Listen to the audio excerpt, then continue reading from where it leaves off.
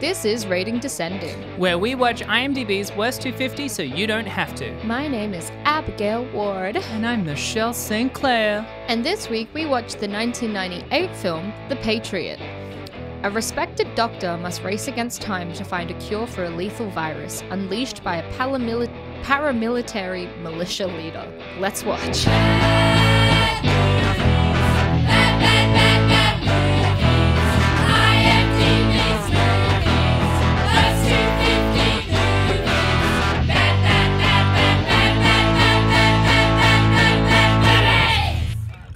Oh, hey, we're back again. Oh my God. We wouldn't just do one episode and leave you guys again. We're back No. on a roll. This is dropping like a month after the original. We're going monthly now. We're going monthly now. This is going to take 20 years. Even monthly, it's a bit... Every 6 months we'll do. Yeah, okay, you're right. Yeah. We'll probably die before we get to the end of it, and our children, well, my children, will be able to take on the mantle. I love how Michelle doesn't want to get married but would have kids. I don't want kids, but I would get married. Yeah. Wow. You don't need to be married to have children. You don't need to have children to be married. Well, yeah. No, I mean, I will probably get married at some point. You know, especially, I mean, it's easy now because I have such a sweet girlfriend who really wants to get married. Really wants to get married. I've told you, you want a kid. Brooke doesn't want a kid as much. Brooke wants to get married. You don't want to get married as much. Just do both. Yeah. It'll be great. We'll do both. Compromise. Or neither. Right in the middle. Don't want to do neither. Not going to do neither. Then do both. I guess we'll do both. Michelle, do we have a sweet little email? Oh, we do. Chance? Oh my God. It turns out there was more than one email to read out. For those who were last week listening, hang on, but there was more emails. You have not been forgotten. This one reads, like it's one of the reviews. 10 out of 10. 10 out of 10. Hey, nerds. Also great opening. Yeah. Hey, nerds. I have spent the last couple months catching up on the podcast after being recommended the Kangaroo Jack episode. Awesome. Perfect starter episode. After listening to the comeback episode, I was really bothered by J.R. Jones's review. The lateral pass is a legal move in the NFL, often used in moments of desperation. One of the most famous plays of all time, the Music City Miracle, was a lateral pass. With 16 seconds to go, a lateral pass was returned 75 yards for a touchdown and the win. As a fan of both bad movies and the NFL, this aggression will not stand. Keep up the great work, guys. Andrew. Love it. I don't know. Love the detail. And we're the nerds. Sport nerd. This is something I've been saying. Sports is also nerdy. Yeah. You know all the stats. You cosplay with the jerseys and everything. And play the game is cosplaying. You're like, if I play a sport with my friends, I'm playing a sport. But if you're all in the jerseys, you're LARPing. Like, sports is nerdy too. Are you saying like amateur football is LARPing? Yes. And this is not like putting down sports, which I think some people would say that they're like, hey, and get defensive. I'm like, no, because your assumption is that like the other nerdy things I compared it to are negative. No, it's all just people having fun. We like doing those things. I just love that we've got given a very specific and very interesting piece of information about the NFL. We don't have base information about the NFL though. That's fascinating, but I don't even know the premise of the game, how it works. Oh yeah, and like Andrew, I know there's a ball involved. Andrew, I love it. Please email again. You know, the NFL gridiron? Is it the same thing? Yeah, that's American football. Okay. Yeah. Football. Football. Yes, that's American football. It's American soccer. I think is what it's called. Well, we don't have anything called football in Australia. We have all the alt names for everything. We call it gridiron, soccer, rugby. Like, there's no football. AFL. There's tons of balls on the feed. Yeah. Everywhere. Gotta say, AFL is so much better than NRL. NRL is just, you get tackled, you get up, you run a bit, you get tackled, you get up, you run a bit. AFL, long runs, big kicks. I went to women's AFL for the first time a couple weeks back. That's cool. It's great. I one time was when I was like 13, 14, was taken by my dad and my brother to an NRL game because I, at the time, lived in like the Northern Beaches area. And so obviously that was one of the few teams I know, the Manly Sea Eagles. That's also my mum's team. Who I understand are a very like well-respected team, or at least were at the time. And so they were like, oh, we got to get Michelle into sports, you know, because because that's the only way that we know how to communicate with with everyone we assume are men. And I'm like, haha, I have a trap card. But there was a point, me just being an awkward person who doesn't know how to communicate, I was like watching it, I was like, yeah, breach their defenses, which is probably a little too wordy. And my brother noted that the people around us like took a moment and they kind of went, yeah, like they were like, no, that's a good sentiment. Yeah, do it. And that was fun. Aww. I never went again. No. I don't think it's interesting. I have a memory of going to the AFL as a kid because I was a Swan supporter. And I guess in a way, I think I still am a Swan supporter. Like I moved to Melbourne thinking maybe I'd pick up a Melbourne team, but I don't really follow AFL anyway. I might as well stick to the Swans. But when I was a kid, I really liked it because my dad got me into it. And I really liked big, bad, bustling Barry Hall, who was a Swans player. And we went to go see it, and it was the only time I went to go see it with my dad and my mom and my brother. We all sat in these very good seats near the front, and I was hoping to be on camera. Like, I just wanted to be on TV for a second as a fan. And I remember I was, like, looking out for it all night, and the camera just never went past us, and I was, like, gutted. And we ended up leaving 3/4 of the way through the game. We got home, put the end of it on, and it just went past 4 empty seats right where we were. And I was like, ah! Vivid memory. Incredible. I love that. No, I like sports about as much as I like esports because increasingly they feel the same, which is to say... How do you feel about Wii Sports? Yeah, it's all right. It's fun. You know, I think it's all like, it can be fun, but it's not the kind of game that I like. How about theater sports? Well, that depends because like short form improv can be really fun, but can also be really intolerable. I like more medium to long term improv. How do you feel about jean shorts? Jorts? Yeah. Love them on the boys. I don't have any jorts. How do you feel about county courts?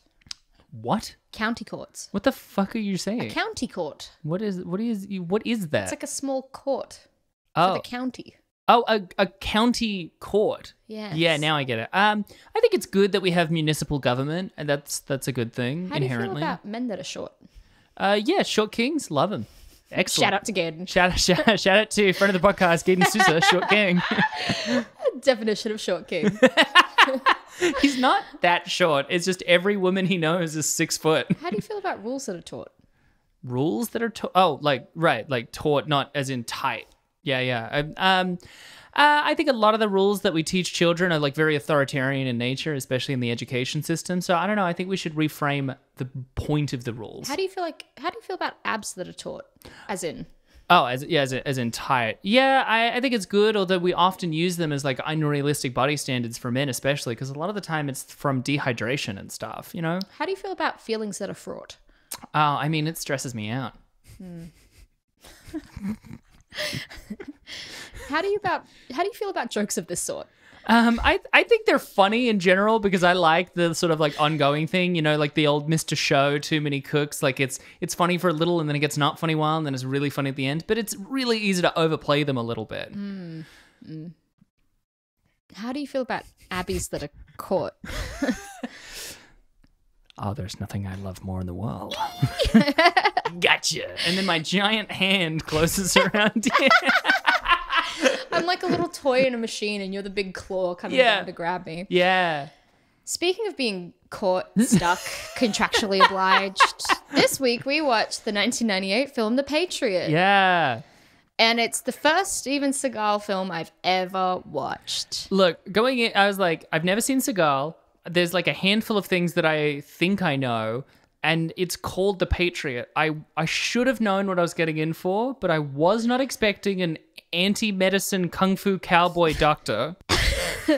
I'm excited for this episode because I've done a lot of research and readings into Steven Seagal as a person, not knowing quite how chaotic and strange he is. I'm so sorry. And also, I just want to say, like, up front, there's the 2000 film called The Patriot with Mel Gibson. So also problematic. Yeah, and my understanding of the film is like it took me a moment because I thought we were watching that film. I expected Heath Ledger at some point. I expected red coats and wigs. God, I wish we had that film instead. As problematic as it was, you know, apparently the British got really like pissed off about that film. Oh, well, then they should not fucking colonize so many fucking countries. Of my country, oh my god. Oh, boo-hoo, we're the bad guys in something because we fucking... Yeah, so the British get like badly represented in one film and they really just went off chops. I feel bad for like regular working class English, but like anyone who's been like, oh no, the English is a refined empire, that's why we shouldn't badmouth. And I'm like, look at your fucking government now. Like, come on. I can't believe the Brits got a bad rap in a film about American patriotism during the Revolutionary War. Pull your head out. What did you expect? Well, that's like if they watched like Gandhi and they were like, this makes the British look negative. It's like, yeah, because you suck. Yeah.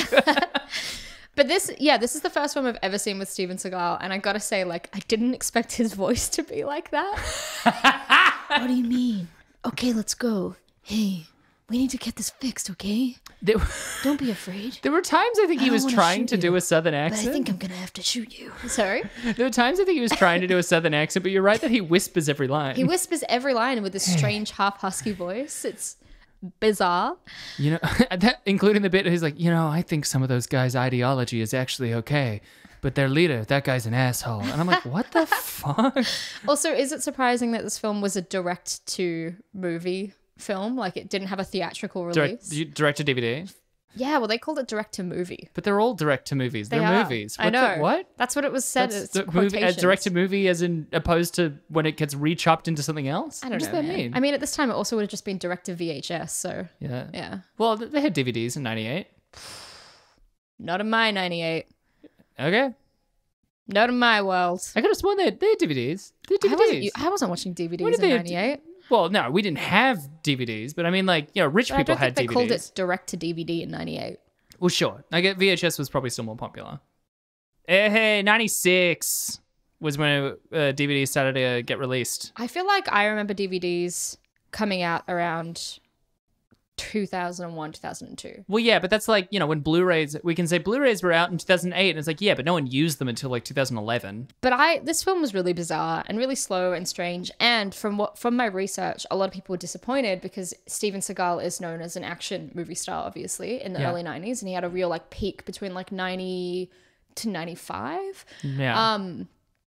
But this film had barely any action. Like, it was a lot of like him riding a horse on a ranch and making jokes with his daughter. But then he would suddenly, like...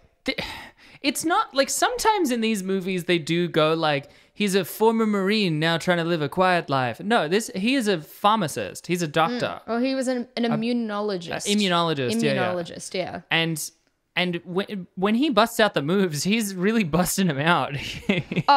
There's so many... We'll get into the actual fight scenes later. But I want to give you a bit of information about this film and then we can go into the overview. Yeah, it sounds like there's more like tail to this episode, so we'll get into it. So this was directed by Dean Semler, and Dean Semler is an Australian cinematographer. Wow. And he's worked on so much stuff as a cinematographer. That's cool. He directed 2 things, and it was this and some other pile of shit. But he did the cinematography on things like Mad Max 2 and Mad Max Beyond Thunderdome and City Slickers. He was a cinematographer on Dances with Wolves, and he collaborated again with Kevin Costner for Waterworld. He did the cinematography for Super Mario Brothers, things like Click and Date. I know, and Date Night. He did a bunch of like really popular, almost Apatow adjacent films in the early 2000s and late 2000s. Say what you will about this movie, compared to some of the fucking badly lit sludge we have now, this movie had contrast. Yeah, it was pretty in some ways, you know, like all the shots of I think we're just and cattle desensitized to like Marvel. There is almost no contrast to like, oh my god, there's shadows and highlights. That's crazy. And also, my question is Dean Semler, the director of this, kind of an all-star for Rating Descending? Because he also did the cinematography on Nutty Professor 2, The Clumps. And he did cinematography on Paul Blart Mall Cop 2. And he did the cinematography on an Australian film called Razorback, which is a classic. But Razorback was directed by Russell Mulcahy, who directed Highlander. Yeah. So there's like all these strange connections to other films floating around everywhere with this guy. This counts. Rating Descending all-star. I think he's an all-star. That's 3 entries. Yeah. Okay. This film also was based on a novel by William C. Hine. I'm going to say Hine. Okay. Hine's novel, The Last Canadian. The synopsis of The Last Canadian reads as a 1970s Cold War apocalyptic story where Eugene Arne Pryor, an engineer living in Montreal, who after learning of a fast-spreading airborne virus moves his wife and 2 sons to an isolated cabin in northern Quebec. Now, if you're wondering why that doesn't seem like it has anything to do with this movie, it doesn't. Apparently, even though this film is credited as an adaptation of The Last Canadian, it shares virtually no similarities with the novel, except the idea of a deadly virus. No character names, events, or even locations appear in both the book and the film. Oh my God. Is this like Are We Done Yet was based on that old movie? And it's like, no, it's not. Yeah, exactly. No, it's not. Also, another strange coincidence that I noticed, the Chad older brother in Thunderbirds. Yeah. He's played by Philip Winchester. Philip Winchester was in this film. Oh. Just as like this military follower. Another all-star. I just can't believe he's in 2 films back to back that have nothing to do with each other. Thunderbirds from 2004 and this film in 1998. But I never would have picked it. I'm good with faces. It's so funny. When I was watching Thunderbirds, I did look up this guy, Philip Winchester, because I was like, what's he been in? He looks familiar. And I noted that he's from Montana. And I was like, oh, he's a Montana boy. And then this film was set in Montana, and sure enough, he pops up in it. Anyway. That's probably how he was in it. He was maybe like a local guy, and then he was like, well, I was in the Patriot. I can move it to Hollywood. I don't think I would have picked up on this unless these two were right next to each other. I wouldn't have noticed this guy was in this film. Yeah. And lastly, we'll get into this, but as much as I love joking about how crazy and wild Steven Seagal is as a person, and he is, and we will go into him as a person as well. Yeah. This was at the end of his 90s peak. This was when he started gaining weight, which is fine, but you're not allowed to, I guess, as a film star. This is when a lot of sexual assault allegations started coming to the surface about him. This is when his film started to decline. He started doing sequels on original films that gave him the success in the first place. This was the beginning of the end of Steven Seagal's film hero career. Yeah. Well, isn't he like ultra-conservative anti-medicine guy? Oh, there's so much about him. Okay. There's so much to him. I don't want to get ahead of myself. I'm here to learn. We need a dedicated section to Steven Seagal, so let me do the overview and we'll come right back to him. Bonus episode, just Steven Seagal. I told you I've been listening to the Dollop episodes about him. There's 3. Oh my God. That's how much information there is on Steven Seagal. Oh my God. There's 3 1-hour episodes, maybe 1.5-hour episodes about Steven Seagal. Oh my God. Dave Anthony had a lot to say. Yeah. And it's so funny listening to it because at the beginning he's like, Steven something Seagal was born in 1952. And you can hear Gareth go, wait, what's his name? Wait, what? No, you're not. No way. Do we have the time? All right, here's the overview. In rural Montana, a local doctor and former immunologist called Wesley is called upon when people start dying from an unknown disease in his local town. A biological response team seal off the town while Wesley works on a cure and protects his young daughter, Holly. The source of the virus is traced to a rebel militia leader who breaks out of prison and takes Wesley and his daughter hostage at the hospital. Wesley and Holly contrive to escape and travel to a farm and then onto a secret lab where Wesley realizes that a tea made from local flowers has been protecting Holly. Wesley kills the militia leader and disables the other soldiers.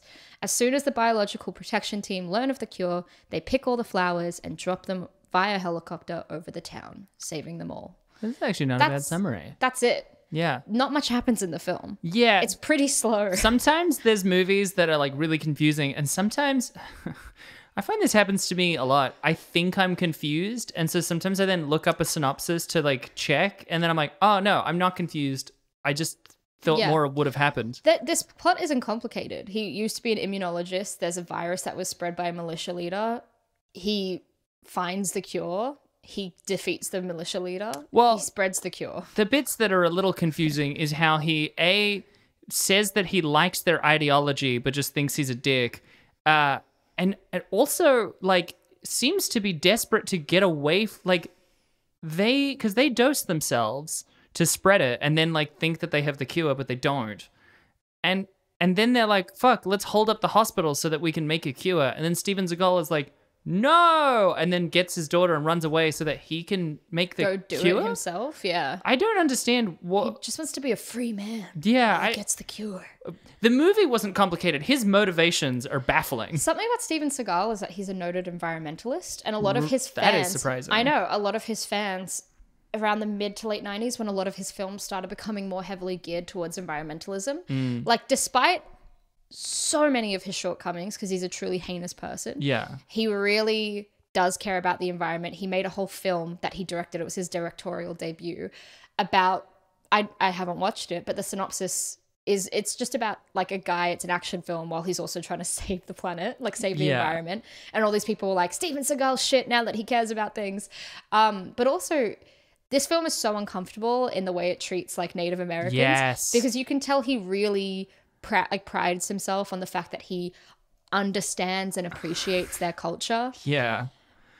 But he does it in the most bizarre way. Like, he has a friend called, I think her name's White Cloud. Yeah, White Cloud. Yeah, and she's like also a doctor and immunologist, and she's helping him look into the cure, and she's living with Holly's grandfather. I don't know how White Cloud is attached to them. I don't understand the relation she's not of Holly's White Cloud. mom. No, And I but don't think Holly she's- is native. I think she might be Holly's aunt. Maybe? Because she talks about Holly's grandfather saying dad. Like, yeah. she says, I know grandpa, I know. Maybe she's, I don't understand. Maybe she is the mom, and they just have a weird. There's no chemistry between her and him, though. They're very platonic. they're clearly not still together. They could have gone into it. Yeah. That's an unexplained component of it. But the whole Native American thing of him finding them as very beautiful, magical, majestic beings. It portrays them as magic, and also includes the weird bit where like they're like discussing like, why do you seem immune for it? And then there's this thing, and then she makes a joke like, payback for smallpox. Yeah. That's funny. Yeah. And then she goes, sorry, that's not funny, shouldn't joke. And then he goes, yeah, you shouldn't joke. I'm like, what? What? She should be allowed to joke about that. You fucking annihilated her people. What the fuck? I find Steven Seagal a fascinating person just because of how his varied interests and how strange they all are. Yeah. Can I run you through some stuff about Please do. Because it might put the rest of this film into a bit of perspective. Yeah. Because this film is stupid and silly, and there's a couple of really fun fight scenes where, and this is, Steven Seagal is known for choreographing fight scenes where he does very little and is never in any trouble or peril. He can just push people through walls and like punch the shit out of them. He's known for never taking a blow. Like, he doesn't actually get hit. He does at one point lightly shove someone and they go fully into and through a wall. So this film is surprisingly slow for an action film because it's not. But here's some stuff about Steven Seagal, and I really enjoyed finding out about him. So his politics are all over the place despite being an environmentalist, and he seems to have a profound appreciation for lots of different cultures to a problematic extent sometimes. He's an incredibly conservative man, huge supporter of Trump, and even bigger supporter of Putin. Is actually personal friends with Putin. What? And has visited him during the Russian-Ukrainian war this year. What? What the fuck? Yeah. What the fuck? There's multiple photos of them together. He's said explicitly how much he respects Putin. What? Putin, if anything, has put distance between them, saying, I know him, but not that well. But whereas Steven Seagal's like, I love Putin. We're best friends. Putin's like Steven Seagal. He's a weird guy. He's kind of clingy. What the fuck? What the fuck? Yep. There's various quotes about how... And you can go into that. I didn't note them down because I didn't really want to repeat it. But there was various quotes about how Democrats are ruining Trump's reputation and that we'll never recover from Obama, and that Putin is a great guy and he really respects his policies. Boy. He's also a Russian citizen because he seems to have Russian and Jewish heritage that he's incredibly proud of. But he also infamously claims a lot of other ethnicities that have been disproven. They are not his. Like I can go through them. That but totally tracks. He is a Russian citizen and he's very proud of it. He has family from Vladivostok? That's Vladivostok. Like right on the East Coast, right? Yeah. His wife now, he's had 4 wives. His current wife is a Mongolian dancer.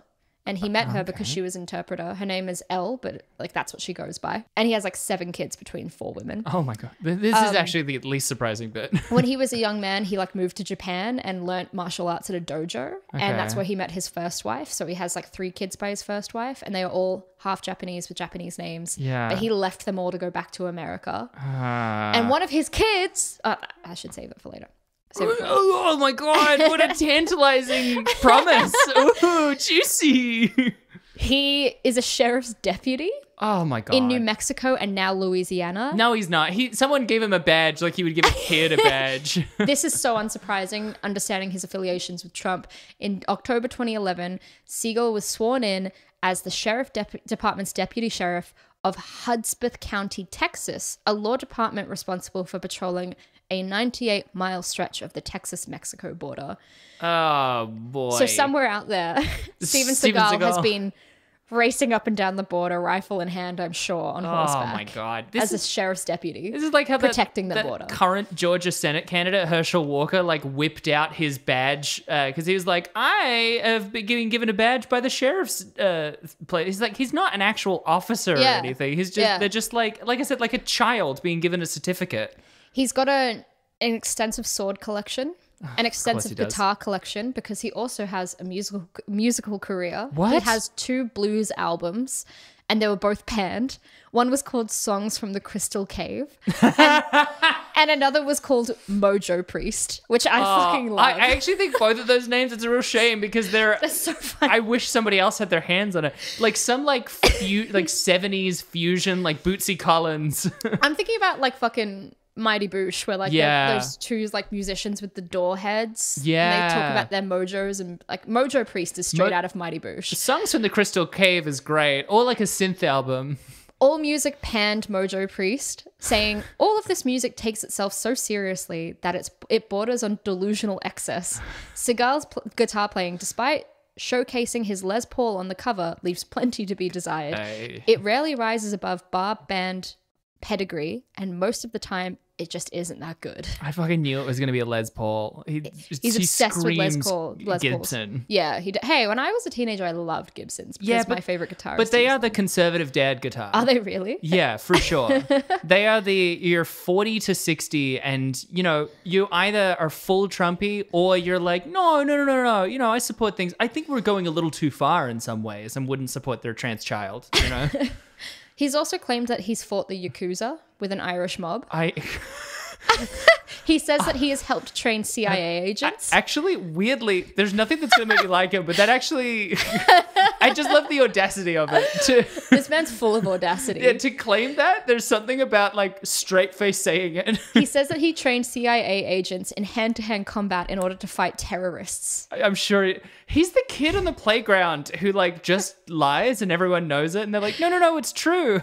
He's amassed a large collection of East Asian swords. Apparently, he says he's an expert on all swords. Yeah, sure. Yeah, no, of course he is. He says he speaks 4 languages, but it's never been proven. Yeah. Because has anyone said which 4? He has lost a lot of his hair now, so he tends to paint his hairline on. That's the funniest solution. This is crazy. Yeah. He says he's trained UFC fighters as well. This is just a list of the most insane things. Yeah. This is like, I feel like you're doing like an improv bit of just like giving a bunch of jokes about a way you could describe someone. It's insane. It's crazy that this is the same man. It's insane. And as I said, he's lied about his ethnicity and his race. At one point, he said that he was from the ghetto. And now he says that he is also Italian, Japanese, and Russian. And to be honest, I say that he's a Russian citizen, but I'm not actually sure that his Russian heritage has been confirmed. What has been confirmed was his Irish heritage. Yeah, but nothing else was confirmed. How are we not? Okay, look, it's good that we don't give this guy attention, but at the same time, the fact that we let this guy live in the world and we're not all talking about it is baffling. It's just there's so many funny, insane elements to his personality, right? Like he seems to be like a chronic liar. He's delusional. Yeah. He paints his hairline on. That's all funny. But then you get to some darker stuff and you're like, oh, I don't want to give you attention. Yeah. Because this is also part of his personality. He is incredibly difficult to work with on set. If he feels like you are intimidating or threatening his character, he'll become physically aggressive. Apparently stuntmen that he's worked with, he has infamously been physically, like, he's assaulted them essentially when they've asked them to, like, him to basically pull his punches, he punches. What? So there's been numerous stuntmen that have refused to work with him or have lodged, like, who have sued him or like filed cases against him because they've been attacked on set by him. He also broke Sean Connery's wrist one time when he was like doing a fight scene with Sean Connery, and Sean Connery was like, I'm never working with this guy again. Yeah. And then on top of that, he's had numerous sexual assault charges against him. There's been rape allegations, sexual assault allegations. Katherine Heigl played his niece in a 1996 film. She was 16 at the time. Oh, no. There's a photo of them at a premiere together when it came out, and he's got his hand on her breast. She is 16 years old. Apparently, she said to him, at the time, well, he said to her, you know, Catherine, I've got a lot of girlfriends your age. And she said, isn't that illegal? And he said, they don't seem to mind. What? He also used to expose himself to young women that were like doing auditions for him. There were numerous women that came forward saying, yeah, I auditioned for him in the 90s, and he exposed himself. He forced me to have sex with him, that he raped me essentially. What the fuck? Horrible, horrible things. Oh, yeah. So that's why it's like, as funny as he is. You made me look like a real asshole laughing at everything before. I mean, it's funny. His personality is so strange and bizarre, and you can tell his ego is so fragile. But he's also, he's a rapist, and he's physically aggressive towards people on set. He's just a terrible person. He lives on another planet. Yeah. He is not of this earth. He is a fucking mole man who we let... So it's so fascinating watching this film where he's playing a good Montana guy that loves his child. And I was watching this film being like, I hope fucking Camilla Bell was okay, because he's a fucking pedophile. Yeah. He is. He's groping underage women. Like not in the way that we go like, oh, weird shit, like full on pedophile. And that's just what we know. There's so much stuff I'm sure we don't know about what he has done or what he, watching the film made me uneasy when he's got this little girl playing his daughter, because I'm like, she was probably 12 during that time, and it just... Yeah. She was 12 during the filming, and it just seems worrisome. He's like, you know in Men in Black, how the big cockroach man is like wearing Vincent D'Onofrio's skin? Yeah. He is a big cockroach wearing a man's skin. On a lighter note, someone noted that, and it's true, the way he runs is really strange. He's like this huge 6'4" man, very intimidating in terms of physique. However, when he runs, he kind of does the most dainty little, like his legs don't really move far apart from each other. So he looks like he's kind of scuttling around everywhere. So that's, on the lighter side of things. Renowned scuttler. So strange. He feels like the complete opposite to like Tommy Wiseau. Yeah. A complete enigma, but evil. But the thing is, I love appreciating masculinity when it's so flagrantly stupid. Like, I love appreciating things like Jean-Claude Van Damme, where it's just muscles and brawn and they're not very problematic. But when you've got a guy like this who is... I remember you, when we watched Legend of Hercules, getting so into all the discussions of Scott Adkins' physique. I love that shit because it's so harmless. But this guy is genuinely harmful. Yeah. That's the problem. This is the complete inverse of that. Yeah. So he's an interesting guy to know about, and he's got a lot of strange and complicated interests, but he's a terrible, terrible person. You are just Mac from It's Always Sunny. What? Without the religion. Because you're always just talking about body. Scott Adkins, body of a god. Well, I love It's Always Sunny because they're always exploring the more ridiculous and camp side to masculinity. They love guys with abs and explosions and guns. They're making fun of men that appreciate that. And I think that's one of the funniest forms of humor. And like, I can't judge. I'm, if any of them, Charlie. Yeah. But I always thought I was Frank, but maybe I am Mac. That totally tracks. That totally tracks. A little bit feral. Yeah, you're if Frank and Mac had a baby. So that's Steven Seagal. And then you think about all of that the strange makeup of that man, and then you take this film, which is really another way of him. Actually, this film feels kind of mild, straight edge. 100%, because he's playing this all-American great guy, a dad who's just trying to save the town. And he's like, it's so interesting knowing this really complicated, fucked up guy really got off and always playing the hero that never really struggled through anything. Like, he refused to take a blow because it would have insulted his image. He had to be the guy that just succeeded all the time. Yeah. He was known for coming on set and rewriting scripts to like basically suit what he wanted his character to do that day. So he was just impossible. He'd come on and be like, you know what? I'm not going to do that. I'm going to say this, this, this, and this. He was known for only sticking around for 3 hours at a time and then fucking off home.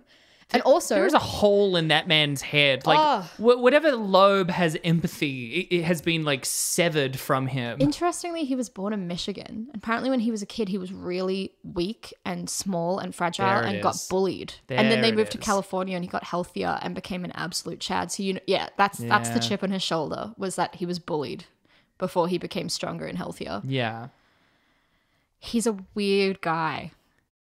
Yeah, like you seem overwhelmed. I am. You told me, like, it's like you told me all of the trivia of all the last 100 episodes in one go. That was a lot to take in. This is where you'll hear like record scratch, and then come back. I'm like, sorry, I just needed a 2-hour break. Michelle had to go sit in a nice dark. Yeah, wind blowing in my face, like, oh my god, the horror. I'm in apocalypse now. Oh my god. In comparison, people often rank this as one of his worst films, and it's just because there's no action, and you can see in those little glimpses of action scenes the way he just chucks men through walls and just punches the shit out of them. Yeah. No opposition whatsoever. He's always winning. I kind of desperately want to watch his other films now because I want to watch him in a real action film, just always winning. Obviously not pay for it, but no, 100% no. It's legal to download movies if everyone in it is awful. I mean, I left this out, but another fact about him is that he funded a lot of his own career in the 90s. Like, he was his own production house, so he lost a lot of money, but also made a lot of money through himself. Yeah. Whatever. Yeah. It's at that point, it's like, well, we're just watching him jerk off in a basement. Yeah, it's fascinating that he had to fund a lot of his own projects because no one was into him as much as he was into him. Yeah. I will say, there was 2 things I did want to talk about the movie that are short. Yeah. One is more a question, because there was one line I didn't understand what the fuck was trying to be communicated, and I was going to look it up, and then I was like, surely Abby will know, because there's a bit where they're realizing that the illness has spread. Yeah. And then he just says, plastic beakers. And then someone goes, what? And then he gets on the phone to the other guy and he says, you see, in a level 5 biohazard. Oh, no, this is before he's on the phone. He just says, you see, in a level 5 biohazard, you don't use glass beakers because it'll cut your monkeys and you'll be dead. Yeah. And then he goes on the phone and just says, plastic beakers. I just have on my notes, what on earth does that mean? They'll cut your monkeys. And you'll be dead. And you'll be dead.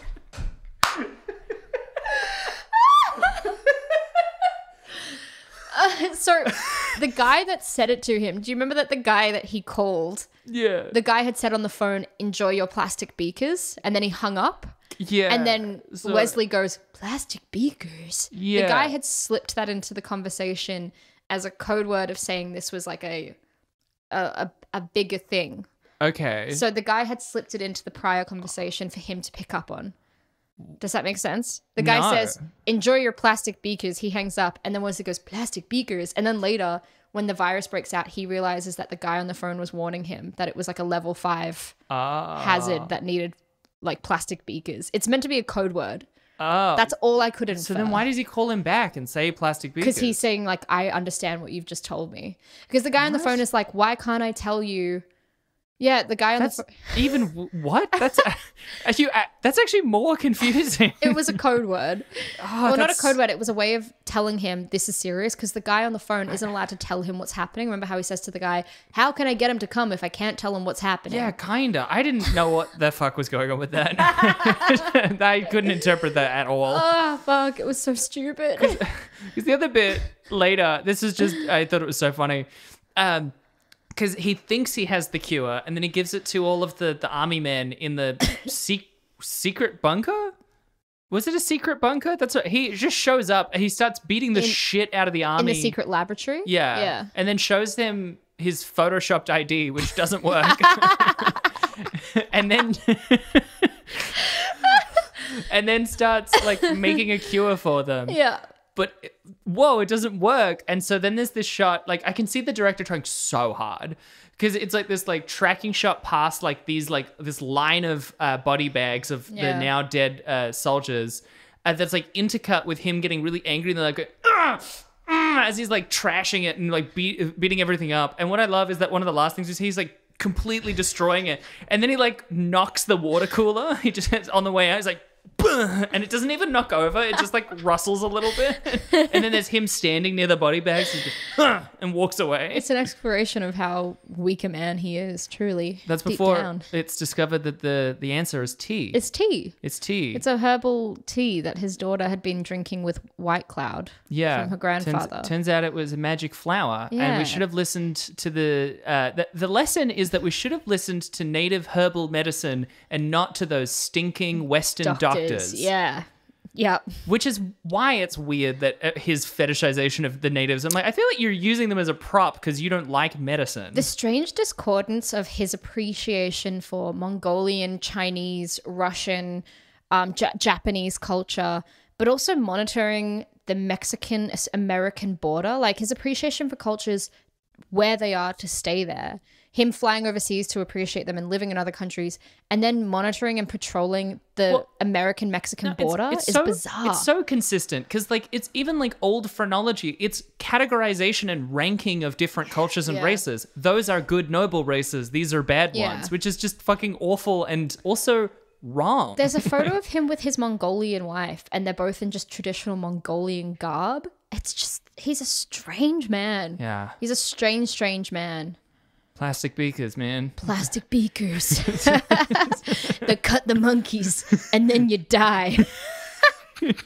This film, despite the plot being very minor, has just some of the most bizarre moments in it. I did kind of like the end where they're dropping the flowers over the town and that was a good shot. That was quite pretty. That was quite nice. Montana looks very nice. Yeah. I wouldn't want to live there. I wouldn't want to live there. But it seems cool. It looks pretty. I get why people still live there. Yeah. You know, that's neat. Yeah. Yeah.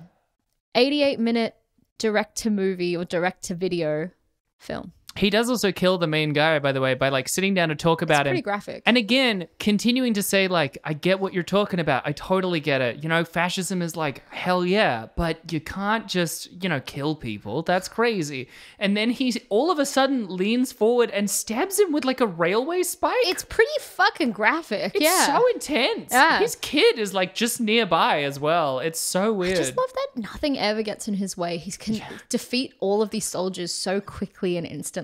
Yeah. It's bizarre. At least Jean-Claude Van Damme is like fighting with his bare fists for most of the movie. He was given it. He always given it. Like, did we find out anything awful about Van Damme? Not yet. Okay, great. Van Damme is like the good, like Seagal is Van Damme's evil reflection. Yeah. The like 90s action hero. Look, shout out to my friend Villa because he's got a Van Damme obsession. When we were getting ready for the wedding, we had these great guys setting up the marquee and they had to really pull the plastic sheet over the frame to start securing it down. And one of the leaders just went, come on guys, as I say, just Van Damme it. Just Jean-Claude Van Damme it, guys. Let's get it up. And I told Villa and he was like, yes. Hell yeah. I really want to tell you some trivia. Can I tell you some trivia? I'm so excited. Okay. It's not like I have an extensive amount of trivia, but what I do have, I find fascinating. What I was going to say about his kid, Steven Seagal's kid, he has a daughter called Ayako Fujitani. Okay. She was one of his daughters that he had in Japan, so she might be like his second or third child. Mm-hmm. She played his assistant in the clinic. And I remember thinking, oh my God, I can't believe they have like a person of color. Like it feels like strange seeing like either an Asian American or an Asian person playing a character in this because they're in fucking Montana. But I was like, I remember being taken by that and it's his own child. Right, okay. But she is an actor and actress. Steven Seagal shot this film in his backyard ranch. The whole thing was shot on his Montana property. It really checks out. Yeah, that tracks. He's also known for bringing a lot of his own costumes and props to set. Like he loves using his own shit. So I think he was wearing a lot of his own clothes. Also, the decision of the composer to play like these intense like biohazard scenes with this music, and then every time it goes to the ranch, it's like delightful, triumphant like City Slickers music. Yeah, so great. Speaking of the director of this film, he won an Oscar for his cinematography on Dances with Wolves. Wow. This is the only Steven Seagal movie ever to be directed by an Oscar winner. So he's an Oscar winner and an all-star. This is the trivia I was really excited to tell you about. So when I looked this film up, the two writers of the script, it's based on a novel that has nothing to do with the novel. Yeah. So the writers did a lot of legwork. But I looked at the names and I can't even remember them because they just weren't people. Like, they weren't people I'd heard Whoa. of. They weren't people. Well, I think they were pseudonyms. Oh. Because it's believed that the writers who actually wrote this film wrote under pseudonyms to protect their names. Oh it is believed because they produced drafts of the screenplay, it may have been David Ayer and Paul Moniz. Oh. David Ayer, and also, like, it has been confirmed that earlier promotional material did indeed credit David Ayer, at least, so he's confirmed. Okay. Paul Moniz, they're pretty sure, but they can't confirm. David Ayer did the screenplay for Training Day, The Fast and the Furious, SWAT. He also directed Suicide Squad. Like, he's had a prolific career. And Paul Moniz worked as a writer on a bunch of Jean-Claude Van Damme films. Wow. So these are two guys that have used pseudonyms to protect themselves from being associated with this film, but people are pretty sure it's them. Imagine the guy who directed Suicide Squad wanting a pseudonym to protect his reputation. Yeah. Yeah. I watched that. We watched that because I was like, we love bad movies. It'll be a fun time. It's just a slog. It's not fun. No. It's not fun bad. It's just boring and awful. I find that so fascinating. Someone has actually gone through the effort to try and find out who wrote it because it was clearly a pseudonym. Yeah. And I understand why you wouldn't want to be associated with this film. Ratings Descending All-Star, Alan Smithy. But I think it wouldn't have made much of a difference because, again, Steven Seagal will come on set and be like, I'm not going to do that today. I think I'm going to do this instead. Actually, I think we need to talk about plastic beakers. Also, no animals were injured on this set. However, apparently at one point, Steven Seagal wanted to ride his daughter's horse, Missy, in a scene, and they had to stop and intervene because they said it would injure the horse. Oh my God. It's such a tiny horse. It's smaller. It's like the size of the child. And he was like, I could ride it as a joke. And they were like, please don't. Aww. You'll injure the animal. No, come on. It'll be really funny. Does he own a ranch? I bet Vladimir will laugh. Hey, Putin, you got a moment? I think now we're tapping into Bruce Willis and Die Hard. Hey, come on. Come to California. Have a few laughs. I mean, that's actually all of my trivia, but I just thought it was fascinating. I loved it. I'm into it. I love that like 90% of this episode is just Steven Seagal's a bizarre guy, and here's why. I'm having a great time. Oh, me too. This film has taught me that I don't know, like I've learned from this film that I want to pursue more of his films. Yeah. Because he's a fucking terrible person. You know, but we had a break, and it was needed emotionally in general. But also part of me is like, maybe we should have pushed through for the next few episodes because these have been delightful. These have been great. I feel like we've really hit a sweet spot. When I was finding the way that this director was associated with so many films, I was like, oh my God, there's like all these all-stars are emerging at the moment. Yeah. All these paths are crossing for us. Do you want to hear some reviews? Oh, yes, please. Reviews! This film has 20% on Rotten Tomatoes. David Nusser of Real Film Reviews called it dull and criticized its lack of action. He claims out of a 90-minute movie, there's maybe 10 minutes of actual Seagal hand-to-hand combat, and it's true. It really is just so brief. I didn't think the Seagal action was so engaging as to miss it, though. Well, we haven't seen his other films. Well, that's true. Mike Massey from Gone with the Twins. I don't know what that publication is, but that's indicative of how many reviews I was able to find for this direct-to-movie, direct-to-video film. This particular hybrid story doesn't work well with Seagal's brand of action, even if it contains realistic notes on both right-wing terrorists and biochemical disasters. Realistic. Yeah. And Michael Dakina from themoviereport.com said, Steven Seagal as a Montana doctor with a strange accent. Yes, it is as laughable as it sounds. Here's an IMDb review left by Movie Nutball. 10 out of 10. And the subject is another good Steven Seagal movie. Steven Seagal's The Patriot is a winner. Good action and music makes this film one of his best, in my opinion. The movie has a good story, and I really like Steven Seagal being the hero, especially in a movie like this. I recommend Steven Seagal fans check this one out soon. 10 out of 10. And then this review almost made me sad because it was left in 1999. Oh, wow. 10 out of 10 review left by Prime One. And the subject was, if you don't like this movie, you're probably shallow. Oh, I really enjoyed this movie, and I wish more people would take to heart what Mr. Seagal was trying to say with his movies lately. Sure, it may not have had as much action as some people may have wanted, but the acting was good, and the action was realistic, in brackets, believable.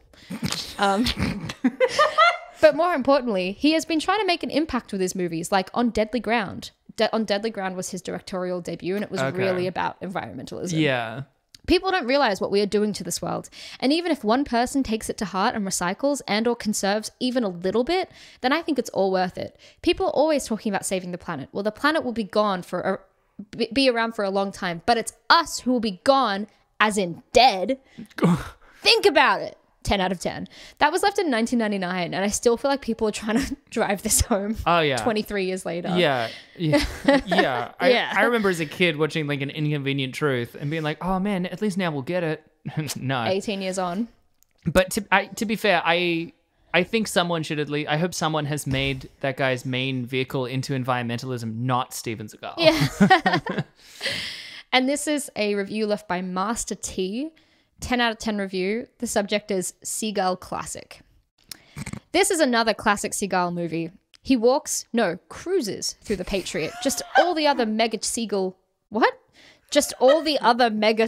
movies. What? Nothing even comes close to challenging Seagal in this movie, except maybe the part where he has to find a cure for this so-called plague. And he starts throwing things about the lab, but it all works out. I mean, let's face it. It's Master Seagal. He's got to win. What about his outfit in the film? Masterpiece. He must have picked it himself. It's great that everyone in the film is dying after being exposed to the virus. It's great. Mm-hmm. But Seagal doesn't even get a cough. The incident at the end when he kills the fat guy with the broken glass, genius. I bet Seagal thought of that one as well. This film is class, pure and simple. Great plot, great characters, and great Seagal. 10 out of 10. Great Seagal. 10 out of 10. I love these people's devotion and enthusiasm to these action heroes. Yeah. Like, I love it. The way that people love Sly and they love Bruce Willis. Yeah. They even love someone as fucking crazy as Seagal. Yeah. But that was Master T's review. Michelle, what's your review of The Patriot? Oh, boy, that's hard because on the one hand, some of it was batshit, and in that way that, you know, it's kind of fun. And it did resemble a movie, you know, for sure. Was it slow? Yeah. Was it sort of nonsensical? Absolutely. Did it go on long tangents that didn't really lead anywhere? It was nothing but, you know? Nothing but. Does it also star a weird, rapey, pedophilic fascist? Yeah. Yeah. And that makes me want to like it even less. So I'm gonna give it a 1. Fair. You know, Fair. even though it resembles a movie, I think you get an automatic -1 for being a fascist pedophile. I think I have to agree with you, you know? Yeah. Like, I'm pushing the movie aside because the movie was boring and stupid anyway. But even then, like, it wasn't one of the worst films I've seen, but Steven Seagal is one of the worst people I've encountered during this podcast. I was about to make a joke being like, controversial, we're anti-fascist on this. I'm like, well, the times we're in that does draw a lot of criticism. The fuck, man. I'm going to match you and alive. give it a 1 as well, because fuck Nice. Steven Seagal. Nice. We are an official anti-Seagal podcast. Officially, we are anti-Seagal and trepidatiously pro-Van Damme. Yes. I remember that. I'm glad we figured that out. Yeah. Are we pro-Sly? I'm pro-Sly. Neutral? Nah. Isn't he... Is he shit? Is he a terrible person? I don't know. He's been on this podcast a lot because of all the different movies. We He's an haven't all-star. heard anything immediately. No. Isn't he like 4? Like he's currently leading how many things he's been at in? the top with, I think he was matching... No, I think it's that we thought he was matching Bruce Willis, but Bruce Willis has been in 3. And I think Chris McDonald is our all-star because he got 4.5. Oh, I thought it was 3.5. I think he got 4.5. Okay. Either way, Sly's been on here a lot. And my main critique is I do not understand his acting choices. You know, I don't understand his refusal to enunciate. That's for sure. Well, but that's why what muscles in his mouth won't cooperate. That's why it confuses me because Spy Kids 3, that guy knows how to fucking enunciate. He does. He does. I've heard it. He was fun in Spy Kids. Yeah, he knows how like his best to do role. it. He's putting it on. And I think that's weird and fucked up. I'm anti-Sly. All right, we're anti-Sly as well. Because it's weird and fucked up. Yeah, it's fucked up. Okay. Well, that was our review. Guys, don't forget to follow us on social media. We're everywhere. We're in your cupboard. We're under your floorboards. We're peeking at you through the slats in your roof. And you can follow us back. We're on Twitter at RateDescendPod. We're on TikTok at RatingDescending.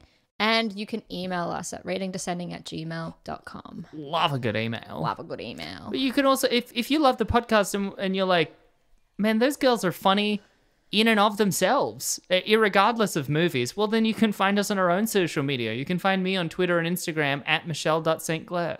Or you can find me on Insta. I mean, and, not or. And you can find, you don't have to pick between us. Or you can find me on Instagram at Abigail J. Ward. I did talk to a fan recently who at one point, I think they were referencing when we talked about who was the favorite. And they were like, Michelle, you're my favorite. And I, without thinking, just said, oh, thank God. So I appreciated that. Thank you very much. But, you know, humble brag. If you do love us in that way, you know, extend that energy towards giving us a review. Even if you listen to us instead on Stitcher or Pocket Casts or Overcast or any of those platforms, still like sign up and get an Apple ID so that you can leave a review. Get Spotify just to leave a review, you know? It doesn't need to be a paid account or anything. Please go out of your way. God. Don't do that. Just live about your day. But if you happen upon the review section, give it a quick one. Well, Michelle, that was The Patriot. What are we watching next week? Oh, baby. Next week, we are watching Jason Goes to Hell, The Final Friday. Whoa! Yeah! It is our third fucking Friday the 13th movie, and I'm so excited. I'm so fucking keen. Yeah. We love this franchise. He's back. It's Jason. Ah! He's just giggling in the background.